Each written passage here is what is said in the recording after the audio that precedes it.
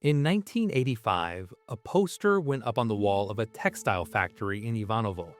Giant red hand, palm open, slamming down on a vodka glass. One word underneath: no.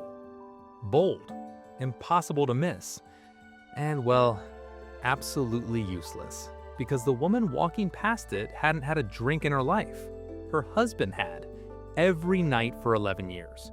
But he wasn't at the factory. He was on the kitchen floor of a 32 square meter apartment with the door locked from the inside. That's the Soviet anti-alcohol campaign, in one image. A government talking to the wrong people in the wrong place about the wrong problem. What happened next, the vineyards ripped from the earth, the sugar that vanished, the cologne people drank instead of vodka, all of it makes more sense once you understand the posters were never about saving anyone.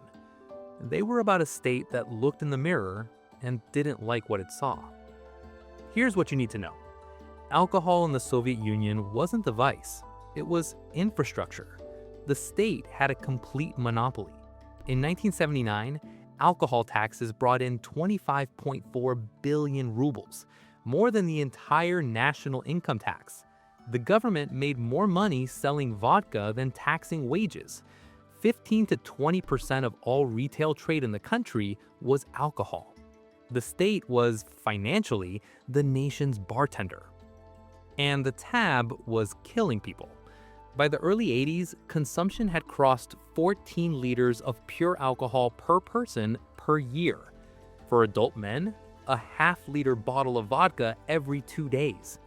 Mortality climbed from 6.9 per thousand in '64 to 10.8 by '84.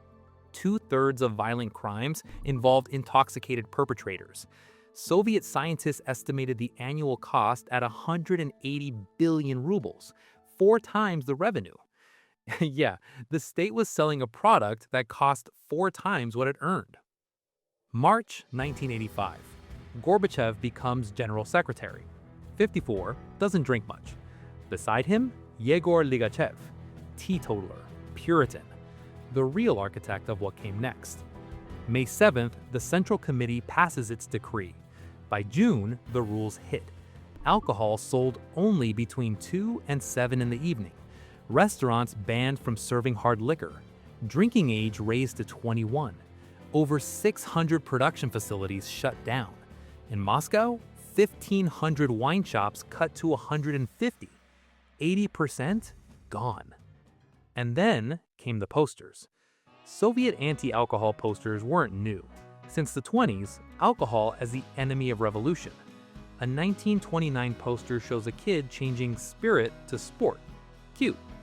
In the 70s, they were wallpaper. A green snake labeled alcoholism. A bottle wearing a devil mask. Nobody took them seriously. But 1985 was different. These were weapons. Posters plastered across workplaces, clinics, train stations. Ebor's green serpent coiled, ready to strike. Captioned, "We will overcome." Socially dangerous, the drunk as threat. On sick leave, a Stolichnaya battle with the line, "You hardly need a sick note for this." Yegorov's His Inner World from '87, a man's skull cracked open, nothing inside but bottles. The artistry was real. Bottle-shaped scissors cutting a man from a family photo, drinks growing larger, morphing the drinker into a criminal. Clever metaphors, sharp compositions. But the understanding of the problem? A poster on a factory wall lecturing a woman whose husband was past the point where posters matter. The state yelling at citizens for a problem it had profited from building. And here's where it gets dark. They didn't stop at posters. In Moldova, Georgia, Ukraine, Crimea, they ordered vineyards destroyed. Not shutdowns, destruction. Bulldozers through century-old vines. In Moldova, 30% gone between '85 and '87. More than the Second World War destroyed. 60,000 hectares cut in Ukraine.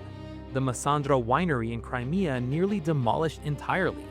And Dr. Pavel Golodryga, director of the Magarash Winemaking Institute, took his own life in '86 after failing to save his life's work. A man killed by a policy designed to save lives. Shevardnadze lamented the vineyards. Deputy Finance Minister Dementiv warned of a 16 billion ruble budget hole. Ligachev insisted only a sober society could be reformed. Flatly, the vineyards kept burning. And here's the thing, it worked. For a moment, genuinely worked. Life expectancy rose from 67.7 to 69.8. Researchers estimate roughly 1.6 million fewer deaths. Birth rates climbed. Workplace accidents dropped. But the budget was hemorrhaging. Revenue dropped 10.8 billion rubles. Prime Minister Rychkov was, Gorbachev's words, shedding tears. The state printed more rubles, fueling inflation, feeding the crisis already eating the system alive. And the people found a way. Sugar sales jumped 18%, 1.4 million extra tons for samogon, moonshine, 23% of rural households distilling their own. Those who couldn't, cologne, triple was the brand, window cleaner, varnish.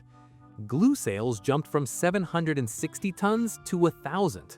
Perfume sales ballooned from 3.2 billion to 4.5 billion rubles. The Central Committee's own report documented it. Sobriety is the norm of life, the posters declared, in factories where workers passed around cologne. We will overcome, above a shop where the sugar shelf had been empty for a month. Gorbachev later called it a mistake, told Komsomolskaya Pravda the implementation was like hitting someone with an axe. But what he never said, what nobody in the party ever said, was that the state had no moral standing to demand sobriety, not after decades making vodka the most reliable consumer product in the country. Not when the economic model depended on keeping people sedated enough to not notice the breadlines. The state wasn't curing a disease. It was withdrawing a medication it had prescribed and blaming the patient for the addiction. By '88, the campaign was quietly dismantled. The vineyards didn't come back. Some grape varieties are gone forever. The budget hole helped bury the Soviet Union, and consumption of spirits grew 233% between '88 and '98, worse than before. The posters survived though, collector's items now.